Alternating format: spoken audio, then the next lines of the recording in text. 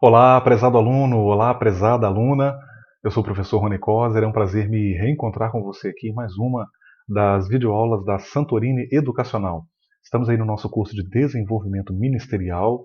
Eu já vou aqui sem mais delongas, né? Eu vou colocar para você a tela seguinte, onde eu coloco a minha apresentação pessoal. A gente tem por praxe aqui na Santorini fazer essa identificação dos nossos professores que são colaboradores conosco. Tá? Naturalmente, além de mim, há outros docentes. Você sempre vai ter essas referências aqui. Eu, né, venho trabalhando aí já com o ensino teológico há alguns anos, na verdade há mais de 10 anos praticamente, e estou também publicando agora duas obras, a Enciclopédia Teológica, numa perspectiva transdisciplinar pela editora Reflexão. É o trabalho da minha vida, eu tenho 27 livros escritos ao todo, mas a enciclopédia realmente é a minha opus magnum, né? Vou falar nesses termos. Ela está sendo publicada em 2 volumes, são 900 páginas cada volume, e também uma outra obra muito importante, é uma das mais importantes da minha produção bibliográfica, que é a minha dissertação de mestrado, que está sendo publicada como livro pela editora Santorini, né? Lembrando que a Santorini Educacional é o braço educacional da editora Santorini. Eu estou tendo a alegria de publicar aí também o meu livro com o título Hermenêutica e Educação, uma proposta de formação educacional a partir da leitura popular da Bíblia. E falando sobre esse tema, né, hermenêutica e educação, foi uma área que eu trabalhei muito na minha dissertação de mestrado, é uma área na qual eu tenho procurado aprofundar a minha pesquisa. Acho que o grande gargalo que eu tenho nesse momento na minha vida é a questão do conhecimento do grego e do hebraico, é uma área que eu não pude ainda dedicar tempo, né? Porque além de trabalhar no ensino superior, além de ter as nossas atividades junto à Santorini Educacional, eu também faço licenciatura noutra área, né? Tenho mestrado, mas estou fazendo licenciatura. Então, como você pode ver, eu estou aqui falando para vocês da importância do estudo, de se continuar estudando, né? A gente insiste muito nisso, mas eu preciso ser exemplo nisso também, né? Então a gente continua estudando, não para, e faz isso com prazer, né? Estudar é sempre muito bom. Então, muito bem, nós chegamos aí à aula de número 3. Tá? Agradeço você por estar conosco aqui no curso de Desenvolvimento Ministerial. E essa é uma aula muito importante, porque nós vamos falar sobre princípios de interpretação bíblica. E um pressuposto fundamental que a gente tem aqui é que nós lemos a Bíblia, e sem dúvida alguma, eu inclusive falo isso na minha dissertação de mestrado, ou escrevo isso na minha dissertação de mestrado. A, a leitura da Bíblia ela é uma parte, eu diria, fundamental das comunidades de fé espalhadas pelo Brasil e é também uma ação fundante da fé dessas comunidades, da, não apenas da fé, mas também da praxis, principalmente as comunidades de fé que estão dentro da matriz protestante. Porque não que isso não aconteça no catolicismo, no espiritismo, naquelas denominações que são definidas como denominações de cristianismo de fronteira, né? Usa-se essa nomenclatura na literatura, embora muito esparsamente, mas o Adventismo do Sétimo Dia, o Mormonismo, as Testemunhas de Jeová. Mas de um modo muito especial no protestantismo, a gente tem essa leitura, essa aproximação do texto bíblico nesses moldes, como um texto que é fundante para a fé e como um texto que é fundante para a praxis dessas comunidades. Mas eu coloco aqui um pressuposto fundamental. Quando eu digo eu, é modo de dizer, né? Isso está na hermenêutica, a gente trabalha isso na hermenêutica. A questão é, nós lemos o texto bíblico, mas nem sempre interpretamos esse texto corretamente. Mesmo nós que temos aí uma formação continuada a nível de mestrado, doutorado, né? Então essa leitura do texto bíblico, muitas vezes, ela é uma leitura, a gente faz a leitura e interpreta de maneira equivocada, né? Então a gente vai nessa aula justamente perceber alguns princípios que nos são dados, que nos são comunicados por esta disciplina teológica chamada hermenêutica bíblica. Né? Bíblica porque ela se ocupa do texto bíblico. Tá? Acompanhe comigo aqui, estou passando aqui o cursor para você ver. Ó. Texto bíblico. Então, texto bíblico é o objeto da hermenêutica bíblica. Isso porque a gente pode falar de outras hermenêuticas, como hermenêutica jurídica, né? A gente pode falar da hermenêutica filosófica, né? Trabalha os textos filosóficos e por aí vai. A interpretação da Bíblia ela é fundamental ao ministério. Você entende agora por que a gente coloca elementos de hermenêutica aqui num curso de desenvolvimento ministerial? A gente começa falando da Bíblia, o que é a Bíblia, alguns detalhes relacionados à forma como a Bíblia está organizada. e outros detalhes que nós abordamos aqui, como cânon, inspiração, etc. Mas a gente não pode deixar, e na sequência a gente pensou a questão da hermenêutica, por quê? Porque você entende o que é a Bíblia, tudo bem, mas agora, como interpretar esse texto? Então, esse momento aqui do nosso curso de desenvolvimento ministerial, ele é muito importante, né? Então, veja, a interpretação da Bíblia é fundamental ao ministério cristão e é necessário, ou necessário é, que o ministro cristão procure conhecer alguns desses princípios fundamentais. Por quê, pessoal? Porque a Bíblia ela está na base de praticamente tudo que nós fazemos enquanto igreja. A Bíblia está na base da pregação, ou deveria estar, né? Ela está na base do ensino, ela está na base da nossa música, da nossa inódia, os hinos que nós compomos, né? Ou pelo menos deveria estar, né? Então a Bíblia está na base das nossas atividades litúrgicas, a ceia do Senhor que nós praticamos, uma série de outros a disciplina como nós a aplicamos na igreja, a, a acolhida, a ordenação de novos oficiais, de novos ministros. Então a gente sempre se orienta pela Bíblia. Então aí você começa a perceber a importância de se interpretar o texto corretamente. Se você não interpreta esse texto corretamente, naturalmente isso vai refletir numa prática também incorreta. Então, o Wegener, no seu manual de exegese, lá a metodologia, né, do Novo Testamento, eu até tenho esse livro aqui, está aqui na minha biblioteca, deixa eu até mostrar para você aqui, ó. Olha ele aqui, ó. Desculpa a gente sair assim, que é ao vivo gravado a cores. Olha ele aqui, ó. Exegese do Novo Testamento, Manual de Metodologia. Isso aqui é um livraço, eu gosto muito dele, é o meu manual de exegese predileto. Inclusive eu estou tendo agora o meu livro prefaciado pelo Dr. Wegener, esse que eu estou publicando pela Santorino que eu falei. Uma coisa muito interessante que o Wegener fala aqui, dentro dessa questão a gente falava aqui sobre a questão da interpretação do texto bíblico, né, da utilização correta do texto bíblico. Ele diz que a exegese é importante, por quê? Porque ela ajuda a reduzir complexos de ignorância que muitas vezes se perpetuam nas comunidades de fé.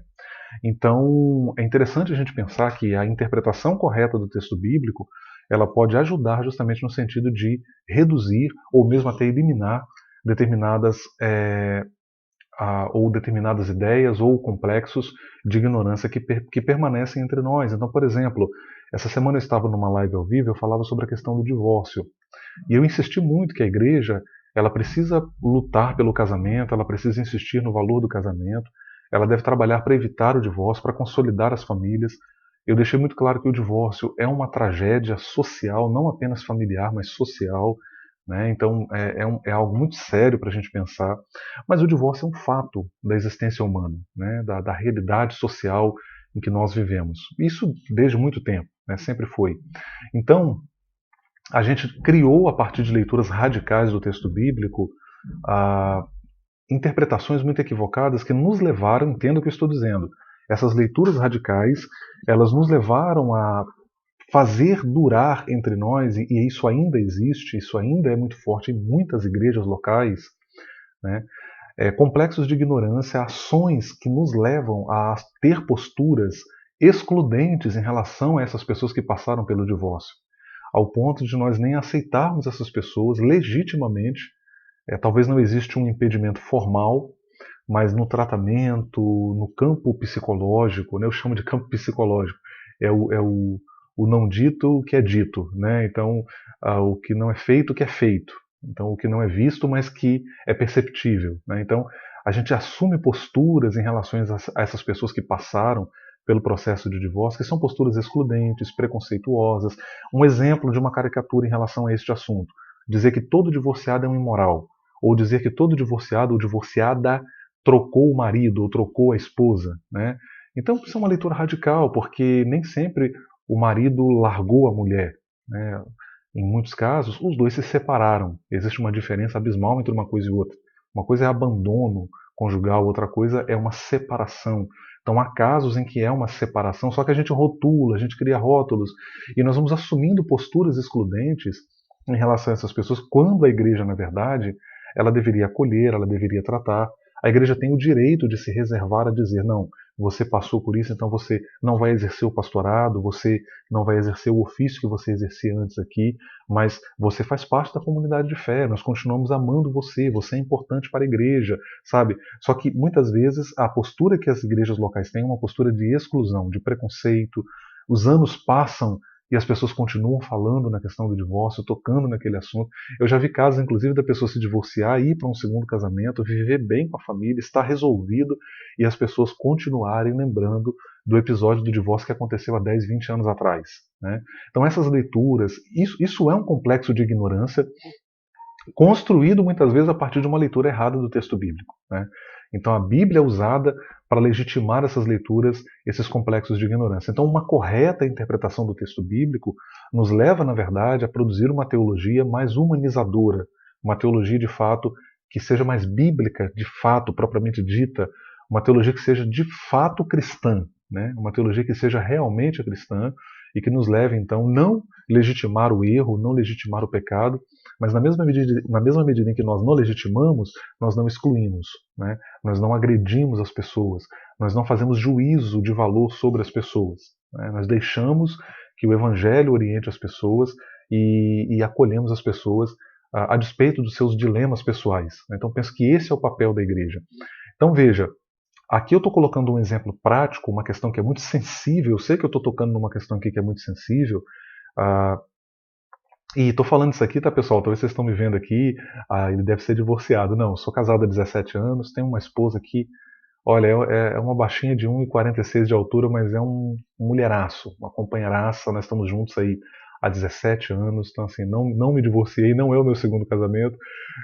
Mas eu, como teólogo, preciso ser sensível às diversas realidades que envolvem a Igreja do Senhor. Né? A gente precisa se abrir realmente para repensar alguns cânones eclesiásticos que, na verdade, muitas vezes são adoecedores para as pessoas. Né? Mas, enfim, esse é um assunto prático que eu estou colocando só para exemplificar como que a gente pode pensar a hermenêutica de maneira concreta, de maneira prática, transpondo a hermenêutica da academia teológica, dos cursos de teologia, para a vida prática da igreja, de modo real, de modo concreto. Né? Então, vamos colocar isso de maneira um pouco mais clara. O que é hermenêutica bíblica? Ao lado de outras disciplinas teológicas, a hermenêutica é uma área de conhecimento fundamental para a saúde da igreja do Senhor, pois permite uma apropriação mais correta do sentido do texto bíblico. Olha só que legal! Permite uma apropriação mais correta. Mesmo que os hermeneutas discutam se a gente consegue realmente chegar 100% ao sentido pretendido pelo autor. Né? Isso de fato é questionável.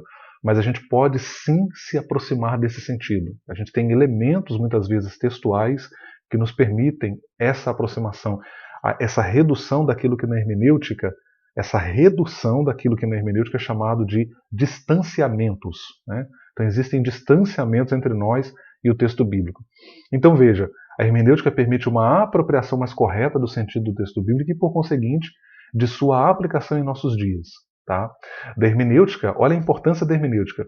Outras áreas que dependem da hermenêutica: tradução bíblica, pregação, ensino, teologia pastoral e outras áreas vitais para a vida da igreja.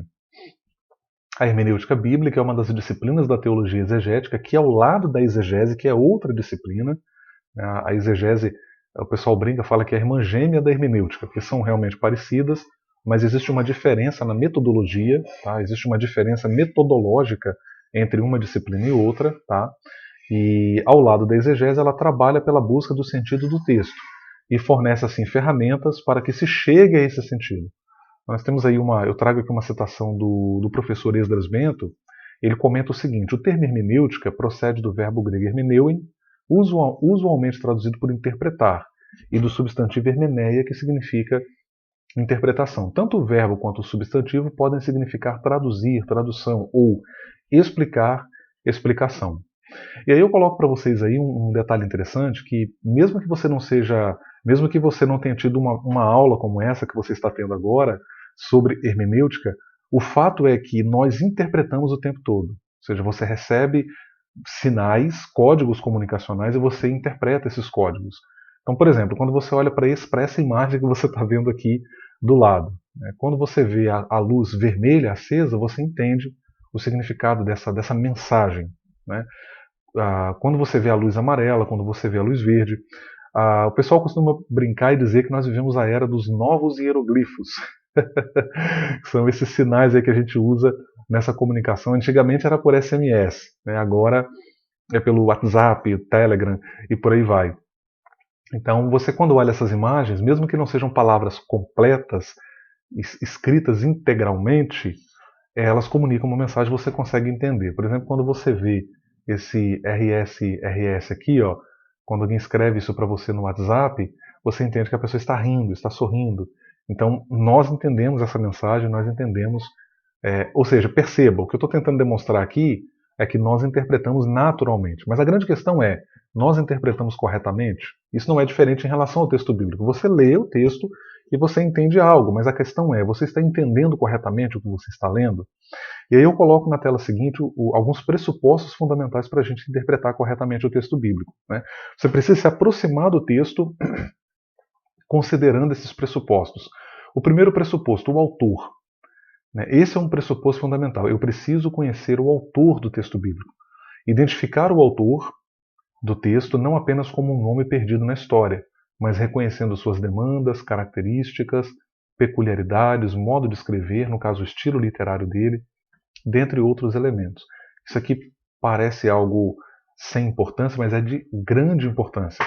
É de suma importância, porque você percebe, por exemplo, um texto paulino, ele é diferente de um texto petrino, ou de um texto joanino, ou de um texto mosaico, né, ou de um texto, ou de um outro texto profético, veterotestamentário e por aí vai. Então, e quando você entende as circunstâncias, tanto é que quando você pega comentários bíblicos para estudar, normalmente você vai encontrar o pano de fundo histórico, cultural, circunstancial envolvendo e dando relatos, inclusive, normalmente os comentários eles vão dar informes sobre o autor daquele determinado livro que se está comentando. Tá? Então, existe uma razão, por exemplo, de Paulo fazer alusão a algemas quando ele escreve determinada epístola. Por que Paulo está fazendo? Então, quando você conhece o autor, o que ele viveu, as circunstâncias que ele passou, por exemplo, lá em Gálatas, só para exemplificar isso aqui, ó. Quando você lê lá em Gálatas, capítulo 6, Paulo fala bem assim, eu trago no meu corpo as marcas de Cristo. Você entende isso quando você conhece um pouco mais de Paulo e sabe o que ele viveu, os sofrimentos pelos quais ele passou, aí você consegue entender por que ele usa essa expressão. Então, na literatura antiga, nem sempre a gente tem essa possibilidade. Né? Você tem textos aí não canônicos que o pessoal lê, os pesquisadores leem, mas você não consegue ter porque nem sempre você tem informações sobre aquela pessoa que está escrevendo. Isso acontece também na Bíblia, mas felizmente a gente tem certa quantidade de informações sobre certos autores da Bíblia que nos permitem entender um pouco da sua vida, da sua história, né? Não em aspectos biográficos como nós entendemos hoje. Você tem uma biografia detalhada, relatando toda a sua vida. Não, a gente não tem isso de ninguém, nem de Jesus. Né? Mas você tem informes que nos permitem entender um pouco de quem é esse elemento fundamental na interpretação do texto. Mas aí tem um outro detalhe. Você é importante também no processo interpretativo, o leitor-intérprete. Tá? Perceba que eu coloco ali o hífen, leitor-intérprete. Por quê? Porque o leitor ele está interpretando, mesmo que essa interpretação seja questionável. Então, identificar o leitor contemporâneo em suas demandas, cosmovisão, isso sem dúvida afetará a maneira como ele interpreta o texto bíblico. Isso é chamado, a maneira como esse é um fenômeno na interpretação chamado de exegese. Eu leio a Bíblia e levo para a Bíblia uma interpretação que não necessariamente seja a interpretação correta. Às vezes é, às vezes não. Então, o pessoal costuma muito demonizar a exegese na igreja, mas isso é um erro. A exegese ela é inevitável. Todos nós fazemos exegese. É diferente de exegese, ok? Aqui nós estamos falando de exegese. A palavrinha está aqui entre parênteses. Então veja, exegese é levar para dentro do texto, é introjetar, diferente de exegex, extrair, né, tirar do texto. A exegese é um processo inevitável porque ninguém chega ao texto nu, sem pressupostos. Né? E isso é importante, inclusive. É necessário que você tenha, a hermenêutica contemporânea valoriza isso, né? Mas a gente aqui se apega também à hermenêutica tradicional, porque a hermenêutica tradicional entende que naturalmente, o texto ele foi escrito originalmente como uma mensagem. Essa mensagem precisa ser resgatada e, na medida do possível, aplicada a nós, respeitando seus limites. Né? Então isso é interessante a gente considerar aqui. É preciso ter cuidado com a exegese. Mas até com a exegese é preciso ter cuidado. Porque uma leitura também, uma interpretação muito literalista do texto bíblico, sem um viés de aplicação também para os nossos dias, também pode ser danosa. Não adianta você conhecer o texto tecnicamente e não transpor esse texto para a vida, que é a proposta do Evangelho, que é a proposta da Bíblia, como uma mensagem de Deus. Vários teólogos têm proposto uma leitura devocional, uma leitura piedosa da Bíblia, né? Então, cuidados a gente tem que ter com ambos os aspectos, né? Então, isso aqui é interessante para a gente considerar também, ou seja, o leitor-intérprete ele é importante no processo interpretativo. E, claro, o meio de transmissão. Qual foi o meio utilizado para transmitir a mensagem? No caso da hermenêutica bíblica, este meio foi o texto bíblico. Então, o texto bíblico é o objeto de estudo da hermenêutica. E aí, para interpretar esse texto, a hermenêutica nos oferece alguns, olha aqui, ó, princípios de interpretação bíblica. Então, a gente tem aí alguns princípios que eu vou colocar para vocês aqui, ó, né, dentro desse tópico 3, tá? A gente coloca, e eu sempre vou colocar embaixo aqui em negrito, a regra de ouro da interpretação bíblica. Então, o primeiro ponto, a Bíblia, ela interpreta a si mesma, existe uma correlação entre os textos, essa é a chamada regra de ouro, né, da hermenêutica. Então, você precisa comparar textos. Você está lendo sobre Abraão, então você tem várias passagens na Bíblia que falam sobre Abraão e o diálogo, né, a leitura dessas passagens paralelas vai ajudar você a entender o que você está lendo sobre Abraão. A lei do contexto. O texto deve ser considerado dentro de um todo. Então a gente às vezes tende muito a ler a Bíblia de maneira aleatória, sem ler do começo ao fim. Isso é problemático. Nenhum livro, se você pegar ele e começar a ler ele do meio para frente, ou um trechinho do final, ou um trechinho do começo, e você não lê a linha de raciocínio, a obra toda, para entender a linha de raciocínio que foi traçada, você vai ter dificuldade de absorver a mensagem. A mesma coisa acontece em relação à Bíblia. O texto, aquilo que na exegese a gente chama de perícope, o texto ele tem cabeça e tem pé, como diz o Wegener. Ele tem começo e tem fim. Né? Então você precisa identificar onde ele começa e onde ele termina. E aí você tem vários tipos de contextos que envolvem o texto que você está estudando. Existem pelo menos 6, mas tem mais. Eu estou colocando 6 que eu considero serem os principais. O contexto imediato, está colado ali no texto que você está lendo, vem antes e depois, logo antes e logo depois do versículo que você está lendo, ou da passagem que você está lendo. Existe o contexto remoto, tá? Que é aquele contexto que está ligado ao que você está lendo, mas ele pode estar em outro capítulo, até em outro livro. Exemplo, Eclesiastes fala e o pó volte à terra e o espírito volte a Deus que o deu. Então a gente faz a leitura desse texto muito em termos de dicotomia e tricotomia. Né? Você deve lembrar aquela discussão na área da soteriologia que fala sobre se o ser humano ele é constituído de espírito, alma e corpo, ou espírito e alma é a mesma coisa, ou seriam substâncias diferentes, ou elementos diferentes. Então tem essa discussão. A gente olha muito para esse texto de Eclesiastes com essas lentes. Mas isso é o que eu chamo de anacronismo hermenêutico. A gente está levando, é a exegese, a gente leva para dentro do texto um pressuposto que isso passou longe da cabeça do autor de Eclesiastes. O autor de Eclesiastes ele não estava pensando em termos de dicotomia e tricotomia. Ali a questão é outra. Ele está citando Gênesis. A Bíblia diz que Deus soprou o fôlego de vida no primeiro homem, Adão, e ele se fez então alma vivente, espírito vivente. Então esse espírito que gera a vida. Quando o homem morre, naturalmente é porque esse espírito não está nele. Então é por isso, e aí o pó, né, o corpo volte à terra, o corpo volte ao pó, o pó volte à terra e o espírito volte a Deus que o deu. Então essa é a ideia, né, de que na verdade o espírito ali que volta a Deus não é o espírito do homem, porque o homem morreu e o espírito então volta. Aí a gente fica discutindo, mas e quem não é salvo? Quem é salvo? Veja, não é isso que Eclesiastes está falando. Eclesiastes está dizendo que se o homem morreu é porque o Espírito de Deus, então, que dá vida a esse homem, foi retirado dele. E por isso ele morreu. Né? E por isso esse sopro de vida, né, que vem pelo Espírito de Deus. Então é isso que o autor de Eclesiastes está falando. Só que a gente olha, então perceba, olha que interessante. O contexto remoto de Eclesiastes está lá em Gênesis. Né? Um livro que está cá na frente, foi escrito séculos depois, mas ele está aludindo a um texto que está lá. Um outro exemplo interessante, o livro de Apocalipse ele fala da antiga serpente que enganava as nações. Isso naturalmente, o contexto remoto dessa passagem naturalmente é o capítulo 3 de Gênesis, né, quando Satanás aparece ali personificado numa serpente. Então, olha que interessante, né? Então você percebe como que a Bíblia, aí a gente volta naquela regra de ouro, a Bíblia interpreta a si mesma. A gente tem um contexto referencial, contexto histórico, é preciso conhecer o pano de fundo histórico, cultural, linguístico e por aí vai. Aí a gente coloca também outros princípios e outras leis. Nós temos aí a lei do uso, nós temos a palavra no todo da frase, ou seja, nem sempre uma palavra terá o mesmo significado, o contexto pode ser determinante sobre o sentido desta palavra, e normalmente é. Um ponto importante aqui, pessoal, você que prega, você que é pregador, você que é pregadora, muito cuidado com isso. Você vai lá, pega o léxico, nossa, olha quantos significados essa palavra tem. Aí você vai no púlpito e você lê o texto bíblico, aparece lá a palavra fé, por exemplo, né, que você está vendo aqui, ó.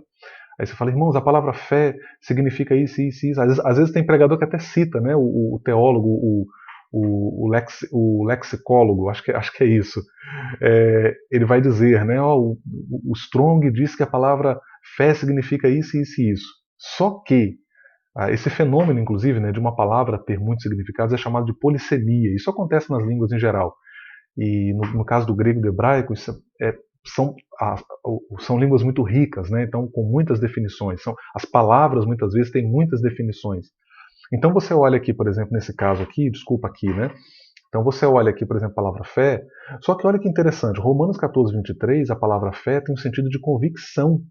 Em Gálatas 1, 23, a fé tem um sentido de doutrina, olha que diferença, né? Ela está falando do próprio evangelho, e ele usa a palavra fé com esse sentido. Se você vai lá no léxico, né, o léxico está dizendo que significa um monte de coisas, mas qual o significado da palavra naquele contexto em que ela aparece, né? Então, muito cuidado com isso, muita cautela com isso, para que você não cometa um erro grave, né, muitas vezes, ao indicar o significado de uma palavra que naquele contexto ela não tem. A questão de interpretar passagens difíceis ou obscuras da Bíblia à luz das mais claras é um outro princípio. É preciso considerar as passagens paralelas, dentre vários outros princípios que a gente coloca para vocês aí no material didático. Quando esses e outros princípios hermenêuticos não são considerados, pode ter lugar uma interpretação indevida da palavra de Deus, o que gera heresias, desvios doutrinários e contribui para perpetuar complexos de ignorância, como a gente falou aqui no início da videoaula. Além disso, devemos considerar também o uso indevido do texto bíblico para legitimar até mesmo práticas absurdas. A gente vai terminar essa videoaula com um momento assim muito bacana, muito legal. Tem uma videoaula, tá, que eu vou colocar. Desculpa, tem um vídeo, né, que eu vou colocar para vocês aqui na videoaula, só para você ver o que acontece quando uma interpretação é feita de maneira equivocada, né, e de certo modo também quando as pessoas usam a Bíblia para legitimar os seus próprios pecados, né, os seus próprios erros. Que Deus nos guarde, que Deus nos ajude a viver o Evangelho na sua plenitude, de modo como Deus espera que nós vivamos, né? Acompanhe o vídeo comigo aqui. Eu nunca vi falar que existia que o pastor tem direito nessas coisas. Essas coisas significam casos extraconjugais. O pedreiro pastor é Justino, de 50 anos. E foi na Bíblia que o pastor viu que poderia ter outras mulheres. Gostaria que alguém provasse para mim, biblicamente, aonde foi proibido um homem ter mais de uma mulher. Pouca gente frequenta os cultos do pedreiro que se apresenta como pastor. Umas 12 pessoas nas contas dele mesmo. E foi na convivência com os fiéis que Justino se viu envolvido em mais um caso extraconjugal. Aconteceu depois que uma mulher que mora na vizinhança contou a ele uns sonhos que vinha tendo. Na casa dela, a música evangélica pode ser ouvida de longe. A igreja entrando no céu. A mulher tem 4 filhos, é casada e prefere não aparecer. Disse que sonhou que teria filhos com um pastor. Uma revelação. Deus me levou a fazer isso. Não teve para onde eu correr. O marido também conversou com o pastor. Aceitou. Eu pensei comigo, se fosse a vontade de Deus, seria feito, né? Nós entramos em oração, pedindo a Deus misericórdia, porque seria uma das coisas mais difíceis da minha vida. O quê? E tomaram essa decisão. Pegaram uma mulher que tem marido. O pastor também é casado. Como explicar? A Bíblia, Oséias capítulo 3. Este profeta, um homem como nós, e diz assim, ó, Deus mandou tomar uma mulher e adulterar. O senhor está falando adulterar ou é a palavra adúltera? Receba essa mulher que foi adúltera. Não. Não é assim? Não, aqui está dizendo aqui que vai outra vez, ama uma mulher amada de seu amigo e adultera. Posso dar uma olhada? Olha o repórter agora, o que o repórter vai falar? Ó. Aqui. Vai outra vez, ama uma mulher amada de seu amigo. Sim. E adúltera. Não é adúltera? Tem um acento aqui, pastor. Deixa eu ver. Cri, cri, cri, cri. Houve uma interpretação equivocada? E adultera. Fica sem A palavras. Bíblia não estaria se referindo a uma mulher adúltera? Deixa eu ver aqui. E não para que o senhor adulterasse? Ah, tá. Inclusive foi bom eu estou mexendo nisso aqui, porque uma coisa chama a outra, né? Por isso nós precisamos da direção. Você viu ali, ele ficou completamente perdido, constrangido, né? Uma leitura completamente equivocada do texto bíblico. E então perceba a gravidade disso, né? Claro que aqui eu estou colocando um exemplo extremo, mais inusitado, e chama a sua atenção para um princípio muito importante, que é um princípio hermenêutico. Ler corretamente o texto em língua portuguesa. A gente valoriza muito a questão do hebraico, do grego, hoje nós temos diversas ferramentas aí que auxiliam, mas veja, nós recebemos a Bíblia em língua portuguesa. Né? Então a gente precisa ler o texto em língua portuguesa, e isso é muito importante também, você ler corretamente, prestar atenção aos sinais gráficos, a ortografia, concordância e por aí vai. Né? Os elementos da língua portuguesa, isso é muito importante.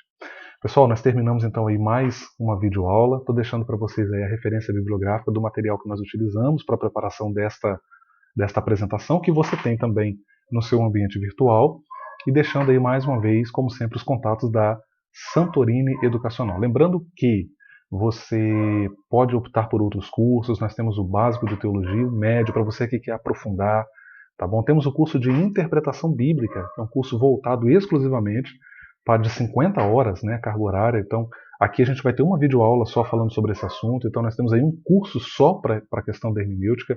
Então, matricule-se já, entre em contato, faça outros cursos conosco, continue, claro, aqui aproveitando o máximo possível o material da Santorini Educacional no curso de Desenvolvimento Ministerial. Nos encontramos, então, na videoaula de número 4.